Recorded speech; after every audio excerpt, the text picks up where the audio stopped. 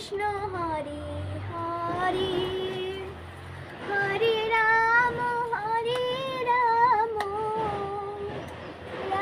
রাম হরে হরে। আমাকে ভালো রাখো গো ঠাকুর, আমাকে ভালো রাখো। কি ব্যাপার মাসি? কি তুমি এখানে কীর্তন করতে বসছো, ঘরে কাজগুলো ফেলা রেখা? তুমি জানো না আমি এখন কৃষ্ণ ভক্ত হয়ে গেছি?